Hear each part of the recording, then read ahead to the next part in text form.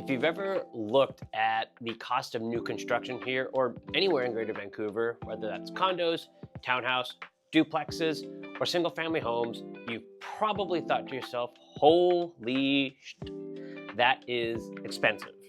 And often wondered, why is it so expensive? Well, outside of the stuff you can easily imagine, your construction costs, financing costs, list goes on, there are some other charges that end up being very significant that most buyers don't even think about, and that is DCCs. So we're talking about those today and how the city of Vancouver is actually, instead of increasing the cost of their DCCs this year, is actually looking at lowering them. Why is that important? Well, does it mean that all of a sudden affordability on new construction becomes more viable for buyers like you? Well, let's jump into it and see if that's the case. Well, the short answer is possibly. If development costs go down, that means the cost pressure on certain projects also goes down, which means that these projects all of a sudden become more financially viable. It's no secret right now that new construction startups are quite low and happening at a time where, the CMHC studies are showing that they actually need to be increasing the number of new construction starts. So if a project becomes more financially viable, it's more likely to get built, which then brings more housing supply. It's really basic stuff. But it doesn't mean that the cost of these new construction homes will go from, let's say, it was $850K before, but now it's selling for $750. Housing prices are more complicated than that. So in this video, I want to talk about what these fees actually are, how much they can add to the cost of new construction, why municipalities charge them, why builders complain about them, and at the end of the day, what it actually means for you as a buyer, seller, upsizer, downsizer, investor, wherever you land. So when people hear about DCCs or these other charges to developers, they just assume, well, that's a developer problem. And you and I both know that's not the case. Developers aren't just going to absorb these costs out of the goodness of their hearts. No, they're going to ultimately pass it on to you as the end user, right? All this stuff gets added into the project's final math, and they then have to determine, all right, well, is this project still viable? Can we still make money? If the numbers don't work, then usually one of three things happen. Number one, if the math doesn't work well with these charges added, guess what? What they charge for these homes goes up. Number two, the developer has to find ways to lower their costs. And, well, number three, the project just doesn't get built. And that third one is a big deal. And I know it seems absolutely crazy to think about right now because there is such an abundance of inventory, but if fewer and fewer projects start up, we're not going to feel it today or tomorrow, but in 3-4 years, when a lot of these projects should be completing and they are not there because they were never built, well, all of a sudden there is more competition amongst buyers for the available homes. And we've all seen what extremely busy markets look like, and you as a buyer, nobody loves that. And as a result, that also does affect resale prices too, because if those new construction homes aren't available, guess what? People have to look for other options, and resale homes are that other option. So let's start with the one that people hear about most often, and one I've already mentioned, DCCs, development cost charges. In simple terms, DCCs are charged to any new development project, and the reason cited is, well, we need to improve the infrastructure in the area in order to support this new development. It'll be things like the water system, sewer system, drainage, parks, it could be community amenities, childcare, whatever they say it's going to be for. And in a lot of municipalities around Metro Vancouver, new developments can actually face these charges from multiple levels of government. So there may be charges from Metro Vancouver, and there can also be charges from the municipality, and in some cases even provincially. And all of these charges do stack. And in Vancouver specifically, you'll often hear the term DCL, which is Development Cost Levy. It's more or less interchangeable with DCC. Now, you'll also have CACs. These are Community Amenity Contributions. And these are usually tied to rezonings. And I'm not even just talking about land assemblies where you've grouped together, 10 detached properties and then you want to rezone them for a low rise or a high rise or whatever it is. I'm even talking about subdivisions or you want to do the small scale multifamily project builds that we're seeing a lot more of now. And these are supposed to cover things like community centers, libraries, like I mentioned before, childcare, parks, roads. But really ask yourself in your community, how often do you see a new park or a new community center or any of these amenities actually get built? Oh, and one of the ironic things that they also add in there for what these CACs cover is affordable housing. Yeah, wrap that one around your head. Now, one thing that's different about CACs versus DCCs is CACs are negotiated. While DCCs are more or less a flat charge or consistent, CACs can be negotiated between the developer and the municipality. So it adds an element of inconsistency, and it's hard to plan around. Then there's density bonus contributions. This is where the city says, well, hey, you want to build extra floor and add more housing, which all parties involved can agree is a good idea, but we'll let you do that, but you got to pay us more. So the developer gets more density, so that's more floors, more units, more square footage, and the city gets more money for whatever infrastructure projects they're saying it's going to go to. Now, these contributions are normally charged on a price per square foot basis. So it's a direct one-to-one. You get one additional square foot, we're going to charge you, let's say, $20 additional.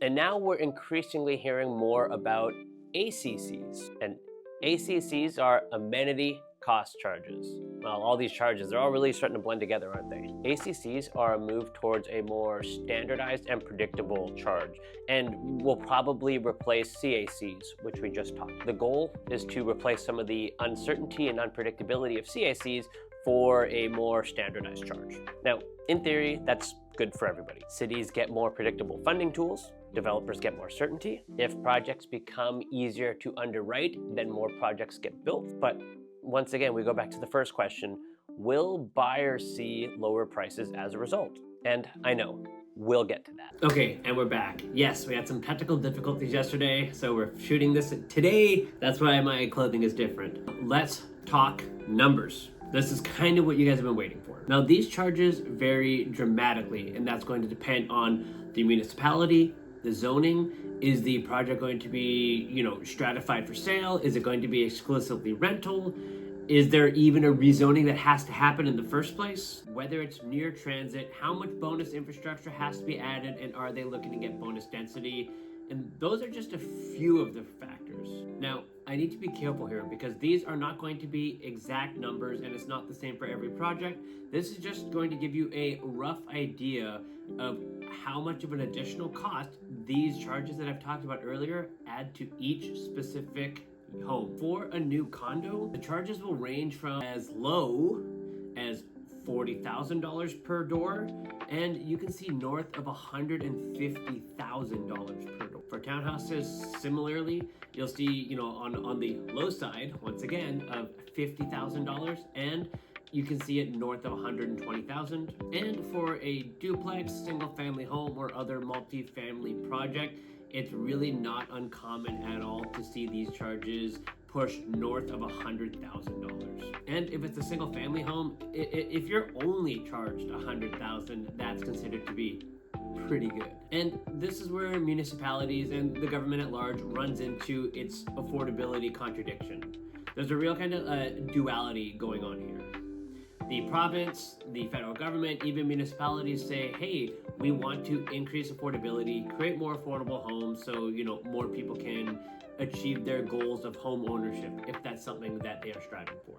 And I do believe that most local governments actually do want to create more affordability. But at the same time, these municipalities, they need funds. They need money to be able to improve the infrastructure and do all the other things they say they want to do with that money. And when I think about this, I often think about this comparison. And it's somebody who goes to the gym and all of a sudden they start juicing. They're taking steroids.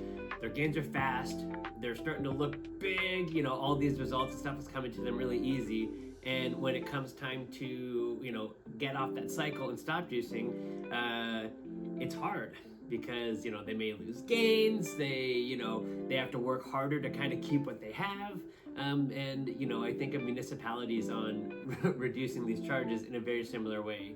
They get really used to all that money coming in from these projects, and the idea of not having access to those funds is a scary proposition for them. I know many of you watching probably share the same sentiment that a lot of municipalities are very inefficiently run, terrible at managing their money. And because they're hooked on this money, it does create some other problems because they feel the need to charge this to every project, and often it can make a lot of potential projects unviable, which then adds to their housing problem because, well, this project's not viable anymore. The developer doesn't want to build it.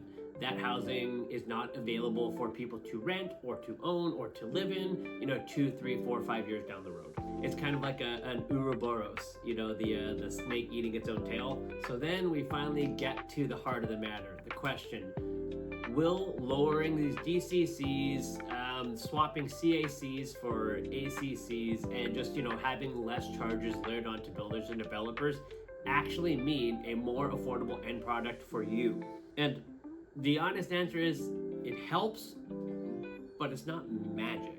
Lowering the fees that are charged onto developers do three things. First, they can make a marginal project more financially viable and thus increase the likelihood that that project gets built. So that means a project that had previously maybe not made sense before can actually begin to move forward. The second thing is it can help reduce the upward pressure on prices. Because you might not be aware, but over the years, these municipalities have increased the amount that they are charging these builders and developers. And guess what that means? That means that they're effectively taking it from you because the developer is not going to just absorb those costs. Like I mentioned earlier, they're not doing it out of the goodness of their heart. And third, the lower fees do increase future supply. And at this point, it's pretty self-explanatory. Lower fees, more project viability, more stuff gets built, more supply down the road. And over a longer period of time, a higher level of supply is ultimately something that is going to stabilize prices or make at least housing more affordable for people, because if there's an oversupply, it does drive prices down. So in a way, lower fees can help reduce the cost of housing, but like I mentioned earlier, it's not going to be a direct, hey, this developer is getting charged $20,000 less per unit. That means you're going to save $20,000 per unit, because as we know, the price of new construction is determined by a lot of things. And first and foremost, it's what is the market willing to pay for it? Other things to consider are what was the cost to acquire the land, labor costs, material costs, financing costs, interest rate. Then of course there's the project risk. These developers are taking on an incredible amount of risk. Before a shovel's even hit the dirt, they're already into it for millions of dollars upfront. But that doesn't mean that none of the savings will get passed on to you. So if you're a buyer, especially somebody looking at pre-sales or new construction, these are some of the things you really need to understand, and these are some of the factors that do go into how these homes are priced. And it's important to understand that new homes are not just expensive because developers are greedy. Municipalities are greedy as well. And I'm not saying developers aren't greedy, because we can all remember a time when the market was really busy and you'd be at a pre-sale project and the next week they would just jack up their prices $30,000 and they would still sell and they would sell out. So, it's kind of hard for me to, weep for these developers who are now having tough times, because when the times were good for them, they were really freaking good. And so for maybe you're a seller watching this and you're thinking, well, how does this affect me? This affects you because if you are somebody, let's say you own a house in central Coquitlam, and it's probably geared towards being more of a development lot, and your idea is that a builder is going to come and they're going to slap down like a single family house, a duplex, or a quadplex. Well, if these municipalities charge these developers so much, it does threaten the financial viability of their product that they want to sell when it's done being built.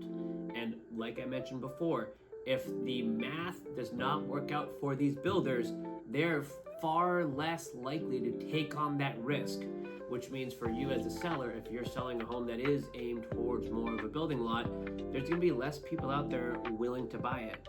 And what does that mean? That means the value of your lot is going to drop. Anyways, at the end of the day, this is my take. Reducing or reforming these development charges can absolutely help and probably should be done.